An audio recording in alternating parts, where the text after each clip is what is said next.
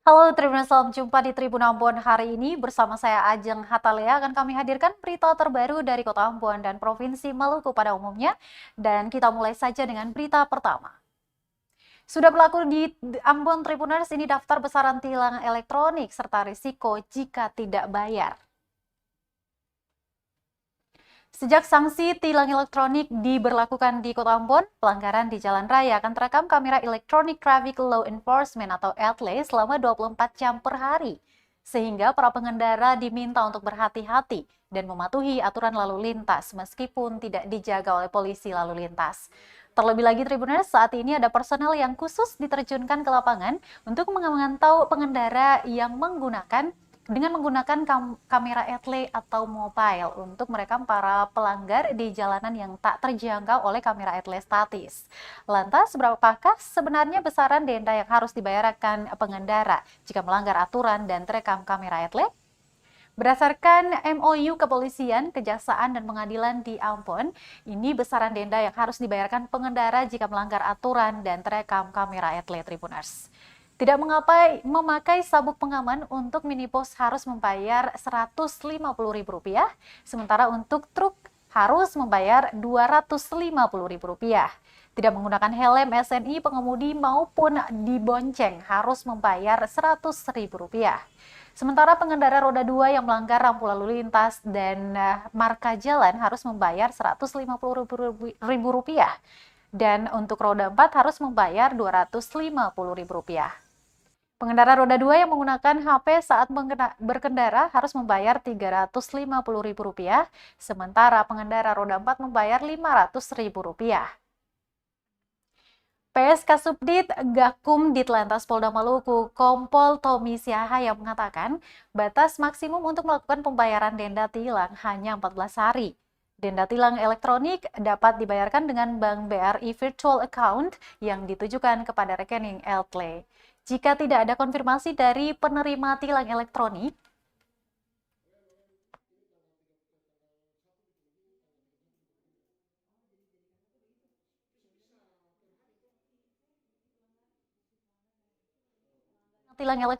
maka akan terkendala saat melakukan pembayaran atau perpanjangan STNK di Samsat. Bahkan pihaknya bakal melakukan sanksi serupa, pemblokiran STNK.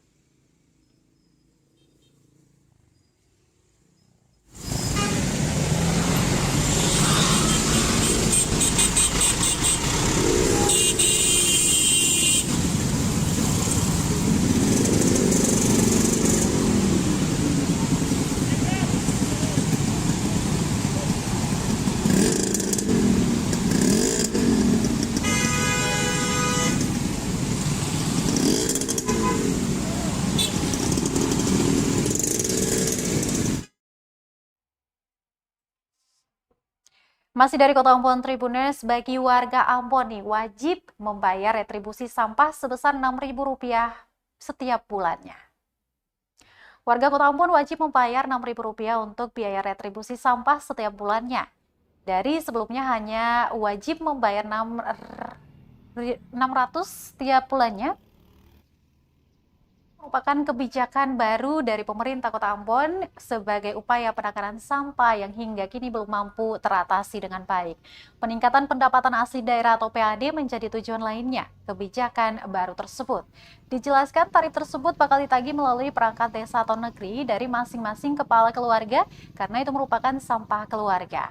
Politisi Golkar ini menjelaskan ada dua pengelolaan sampah di Kota Ambon, yakni pengelolaan sampah mulai dari tempat pembuangan masyarakat di lingkungan sampah ke tempat penampungan akhir.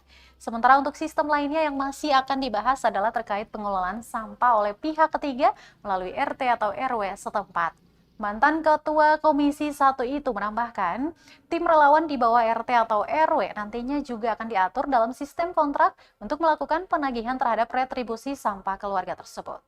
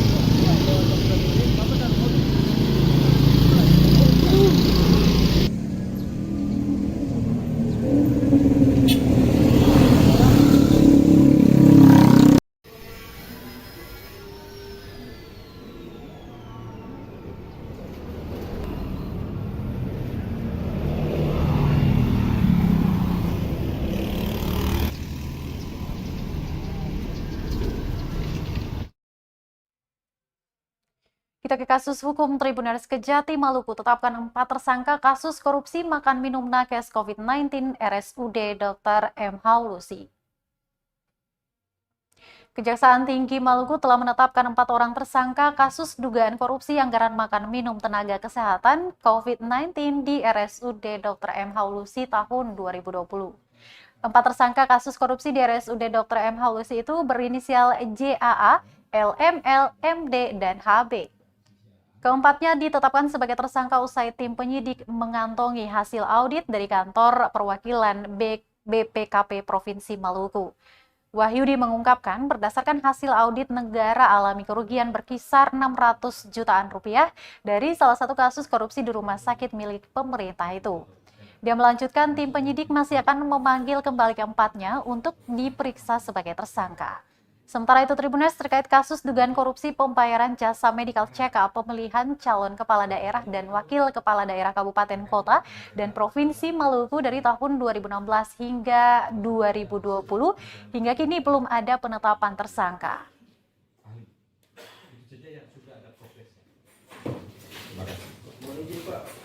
Kedua ML, yang ketiga MJ, yang keempat HT. Sementara itu yang sudah ada progres, yang lain masih menunggu audit perhitungan kerugian negara. Berapa kerugian negara dari 4 tersangka ini? Sebentar ya, untuk yang BPN tadi 6 Moso sampai sejauh mana? Saat ini kami kemarin habis berlama untuk melakukan cross check fisik di lapangan. Baik, kita ke berita politik. Tribuners bingung cari peraturan pengawasan pemilu. Hijratan Kota meminta untuk mengunjungi aplikasi Bawaslu. Badan Pengawas Pemilihan Umum atau Bawaslu menyediakan aplikasi agar memudahkan masyarakat mendapat informasi terkait peraturan pengawasan dan penanganan persoalan pemilu. Meskipun aplikasi ada, apabila masih belum mengerti dan mau melaporkan temuan maupun permasalahan lain, pintu kantor Bawaslu Seram bagian barat terbuka lebar untuk siapa saja. Dia menjelaskan masyarakat punya hak mengetahui bagaimana penetapan penanganan pengawasan pemilu, olehnya itu seluruh aturan disertakan di aplikasi tersebut. Selain sosialisasi dan implementasi produk hukum maupun peraturan Bawaslu, masyarakat perlu tahu hal ini agar dapat disebarluaskan lebih intens. Data dihimpun tribunampun.com, program rutin menyambut pemilihan umum tahun 2024 Bawaslu SBB mengundang sejumlah partai politik, OKP, dan masyarakat, diantaranya Partai Persatuan Pembangunan atau P3, Partai Hanura, Partai Gelora, GP Ansor, PMII, GANN, dan sejumlah OKP lainnya. Bagian barat itu dalam proses persidangan pada sampai putusan dia KPU melanggar aturan. Inilah subjek pengawasan kita tahu melaksanakan kegiatan ini sesuai dengan ketentuan peraturan perundang-undangan dalam Undang-Undang 7 maupun KPU nomor 4 itu sendiri atau tidak. Nah, ini merupakan fokus pengawasan kita. Yang berikut.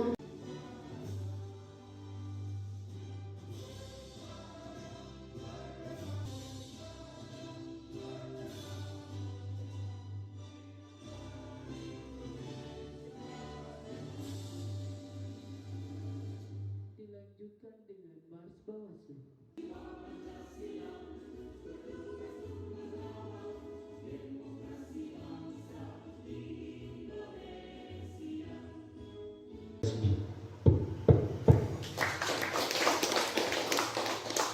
Billahi taufiq wal hidayah. Wassalamualaikum warahmatullahi wabarakatuh. Selamat siang dan salam sejahtera untuk kita sekalian. Bapak Ibu yang sungguh saya hormati. Baik, Tribuners, kita ke Kabupaten Buru. Lahan milik warga Namlea hangus terbakar diduga akibat cuaca panas. Lahan milik warga Namlea, Kabupaten Buru, Maluku, hangus terbakar pada Selasa 8 November 2022. Dugaan sementara kebakaran akibat cuaca ekstrim atau cuaca sangat panas akhir-akhir ini. Akibat peristiwa tersebut, tanaman minyak kayu putih milik warga ludes terbakar. Pantauan tribunampun.com di lokasi Selasa siang, lahan milik warga yang berjarak beberapa meter dari pemukiman padat penduduk hangus terbakar.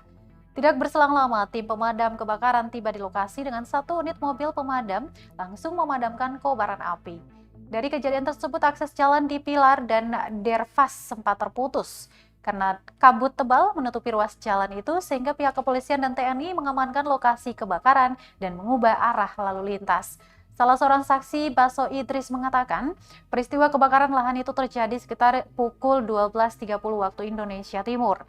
Dia berharap pemerintah Kabupaten Buru segera cepat mengambil langkah untuk mengantisipasi kebakaran di Namlea, Kabupaten Buru.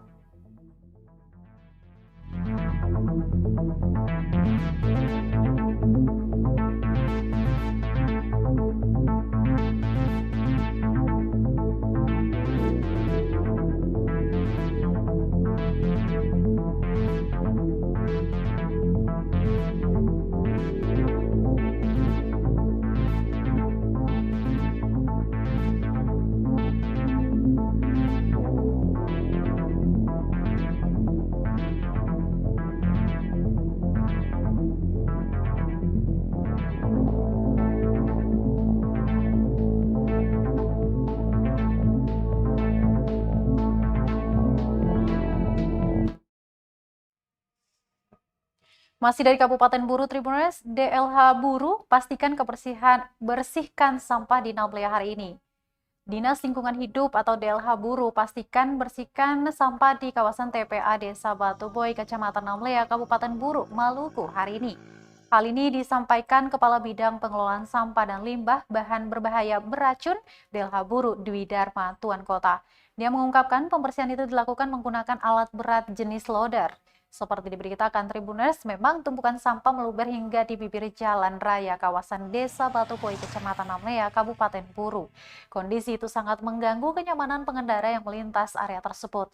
Terpantau pengendara roda terdua terpaksa harus menutup hidung untuk menghalau bau menyengat. Menurutnya, kondisi ini sudah berulang kali terjadi meski telah dibersihkan.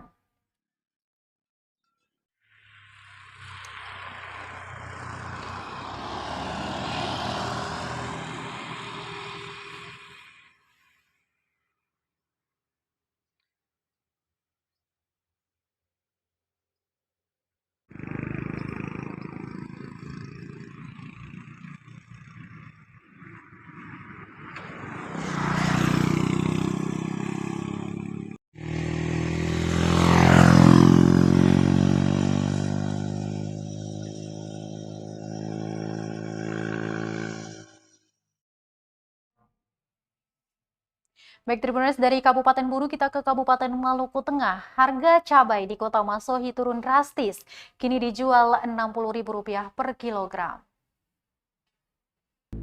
Harga cabai rawit di Kota Masohi, Kabupaten Maluku Tengah kini dijual Rp60.000 per kilogram. Harga itu terpantau turun drastis dari penjualan sebelumnya yang berada di kisaran Rp80 hingga Rp90.000 per kilogram.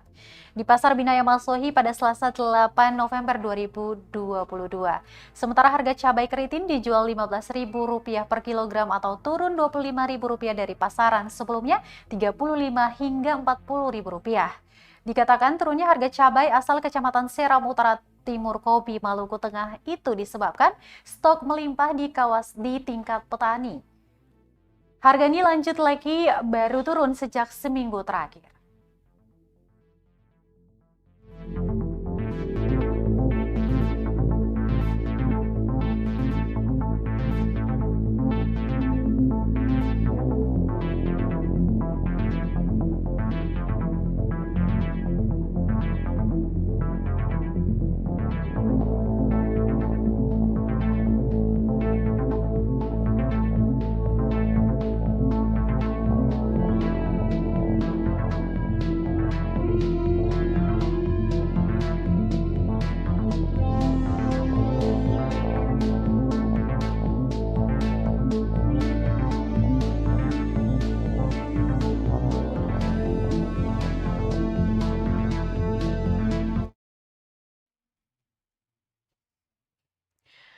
Bangun pada pukul 2 pagi buta, tukang bubur di Masohi ini bersyukur peroleh omset hingga Rp600.000 per hari. Halo, Assalamualaikum Samsuri, pria berusia 54 tahun, merupakan seorang tukang bubur di Masohi, Kabupaten Maluku Tengah. Dia mengaku bersyukur bisa peroleh Rp600.000 per hari. Pendapatan itu ia peroleh dari hasil menjual bubur ayam dan bubur hitam, tepatnya di samping SD 26 Masohi, kawasan Pasar Binaya Masohi. Dikatakan dari omset itu, pria 3 anak ini bersih mendapatkan 300 hingga 400 ribu rupiah per hari, bahkan 600 ribu rupiah. Pendapatan itu pun bisa saja meningkat atau bahkan menurun, tergantung laris manisnya kedua jenis dagangan itu. Namun ia mengaku bersyukur karena hingga hari ini dagangannya selalu ramai dan habis terjual. Tidak gampang, kata dia, untuk mendapatkan omset demikian banyak, ia harus bangun tengah malam mempersiapkan segala keperluan dagangnya. Dia melanjutkan, jam 6 pagi ia sudah harus bergegas menuju tempat setiap ia mangkal untuk berjualan di sana, tepatnya di SD 26 Masohi. Samsuri mengaku sudah berjualan di lokasi kawasan Pasar Binaya itu sejak 3 tahun terakhir. Sebelumnya dia hanya berjualan keliling kota.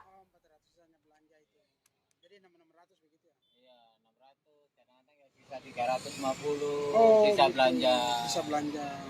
Oke. Oh, tapi hampir setiap hari itu habis ya. Berarti peminat di sini juga banyak. Iya. Langganannya banyak Mas. Banyak. Banyak ya. Bubur hitam sama bubur ayam. Memang Mas Samsuri ini buburnya itu enak benar-benar. Hingga memang banyak langganan sudah.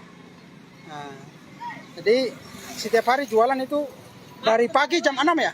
Jam 6. Jam 6. Jam 6 pulangnya jam-jam begini. Ya, kami sih kadang-kadang jam 8, kadang-kadang setengah Oh, 9. kadang-kadang jam 8 sudah pulang. Iya, pulang. Oh, kadang-kadang jam 8 juga Iya. sudah pulang. Kalau rezeki nggak mesti, Mas. Kalau rezeki, oh ya, nggak mesti ya. Siang, ya. Kadang pagi. Kadang pagi udah pulang, kadang Pulang. agak siang sedikit. Iya. Gitu. Oh, kayak sekarang ya sudah jam. Baik Tribuners, demikian Tribun Ambon hari ini untuk edisi 8 November 2022. Terus update berita terbaru di portal www.tribunambon.com. Jangan lupa untuk subscribe kanal YouTube kami dan follow juga Facebook fanpage Tribun Ambon. Saya Ajeng Hatulaya beserta kru yang bertugas pada malam hari ini mengucapkan terima kasih. Kita akan jumpa lagi di Tribun Ambon hari ini di esok nanti. Amato. Terima kasih sudah nonton. Jangan lupa like, subscribe, dan share ya.